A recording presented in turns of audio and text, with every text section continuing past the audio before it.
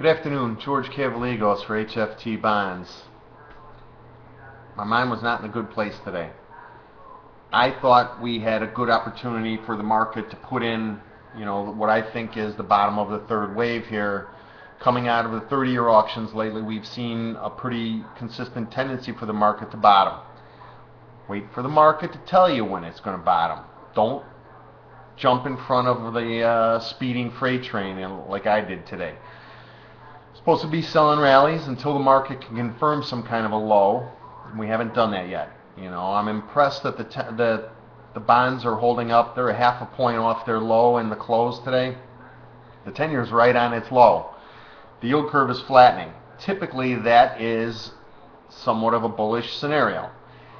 Don't prejudge these things like I tried to. Caught the falling knife. I think I tried to do it twice today. That's not good. But let's move on. Looking forward.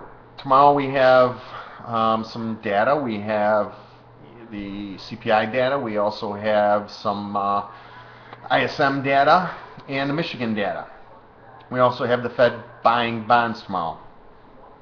I'm going to look to try and buy the dip tonight and go back to that game that we were playing last week of selling to the Fed and the buybacks. I'm not going to be very aggressive buying this market. I'm going to try and sell a better rally if I see a better rally tonight, but the way the 10-year looks, I would be more inclined to think we're going to see a lower low. The low was 132.20 plus today. There's an old gap. If you look at the March chart, go back, there's an old gap between 17 plus and 19 plus. I think if it gets in there at some point tonight, we'll try to buy that, looking to flip them out into the buyback tomorrow morning. I would much rather sell the rally. That's the better trade. I think if we can get a rally back up towards 132.30, 133 even area, that'd be a nice place to put a short on. Right now, I want to be leaning towards selling the rally, but if we make new lows, I'll cover whatever shorts I have at the time and look for a flip if we do it tonight. Is that clear? I hope so. That was kind of confusing. It's not very clear in my mind right now. That's part of the problem. I want to lean on the fact that the trend is still down. We're in a third wave, I believe. You're not supposed to bottom fish in third waves. You're supposed to wait for the fifth wave to start your bottom fishing. So we'll keep looking for the rallies to sell, I think. It's going to be tough. We're going to have to navigate between these Fed buybacks.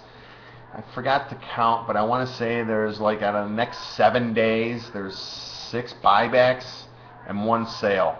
So it's going to be tough for the market to go down and make significant lower lows. We do have auctions next week, every day but next Friday. It's just that they're all concentrated in the short end of the curve. On Tuesday we have 2 years. On Wednesday we have 5 years, and on Thursday we have 7 years next week. I think there's also a tips auction somewhere in there, like maybe Monday.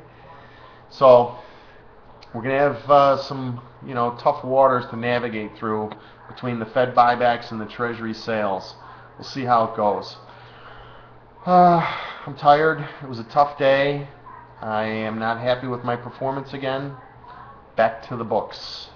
Have a great night. I'm going to post some more levels up on Twitter tonight when I get home and concentrate on how this 10-year and how this bond are trading. The bond might be developing a little head and shoulders bottom here. Keep an eye on that. I'm going to kind of look at those levels. I'll post them on Twitter when I get, as soon as I can get home and get the charts updated there. Got to run and see if I can catch some of this webinar that Fari's doing on taxes here. So have a great night, guys. We'll see you tomorrow.